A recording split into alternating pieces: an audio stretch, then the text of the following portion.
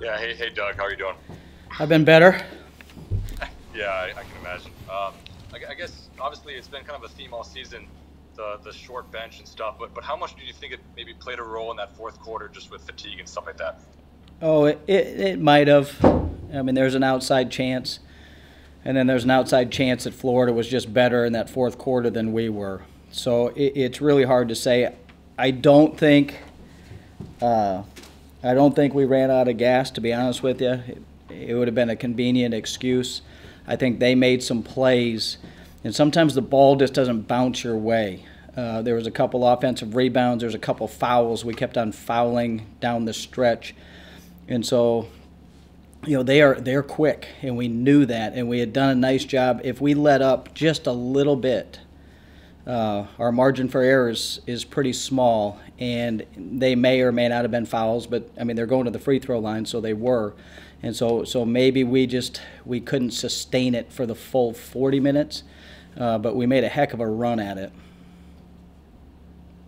I know you mentioned yesterday about obviously they're a good fast break team in transition.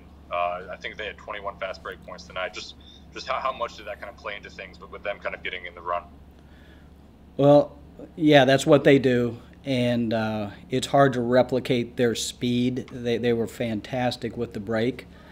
I thought we lingered a little bit early on, and that was the only way they were scoring for a while. We had done a pretty nice job with our half-court defense when we got it set. When we lingered, thought we could maybe pick some off and get some steals, and I know Maya went for one and Annie went for one, and I was okay with those. We just missed them on the wings. I wasn't okay when we didn't protect the hole and pick up the ball. It was just too much stress on our defense, and again, we can't afford to get into foul trouble, which fortunately we were able to stay out of. I'm going to grab the volume really quick.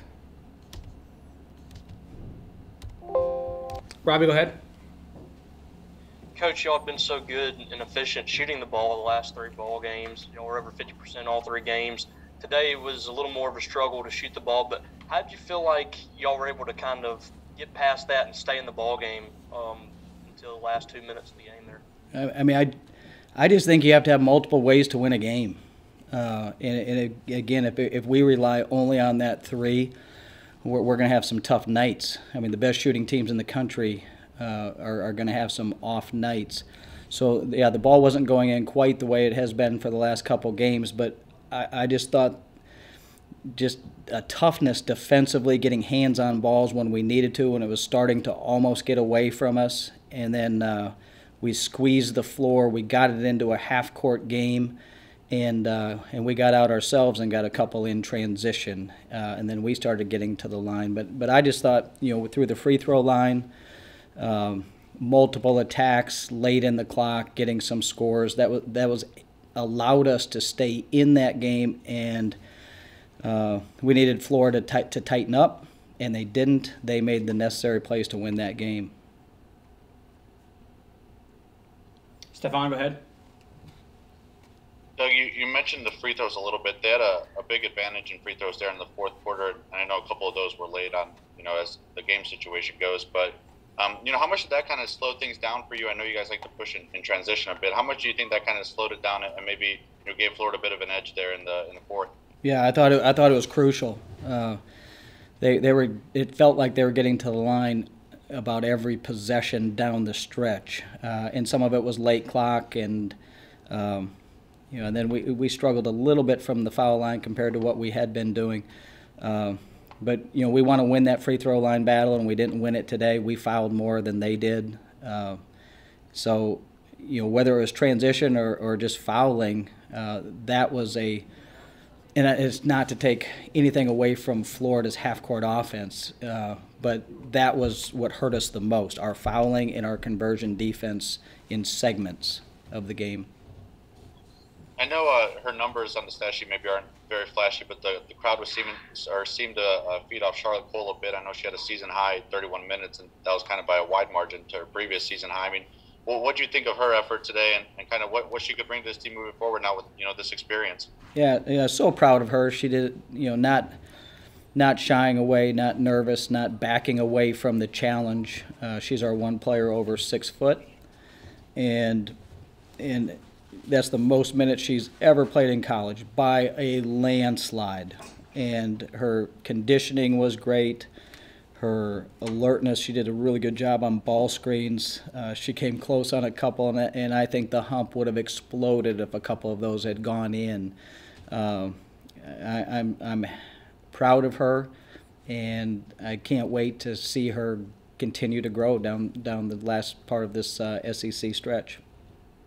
I think you had said when Danae got hurt that you kind of, Charlotte had the abilities, but maybe you kind of had a reminder that she was able to do some of that she was able to do. I mean, from a confidence standpoint, have you seen maybe some development, in the past few games from her?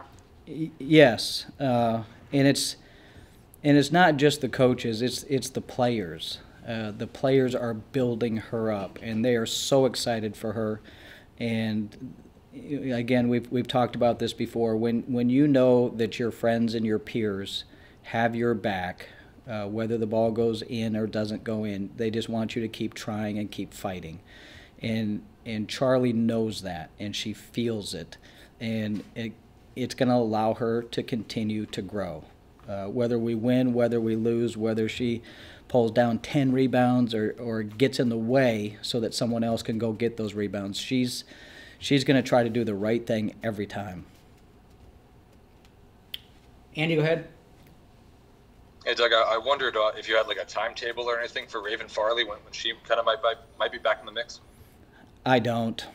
Okay, and then I know you guys kind of dominated in the points off turnovers. I think you had like 21 or something tonight. But is it kind of a case where when an opposing team has as many fast break points, as many second chance points, that you guys just couldn't get over the hump of kind of overcompensating?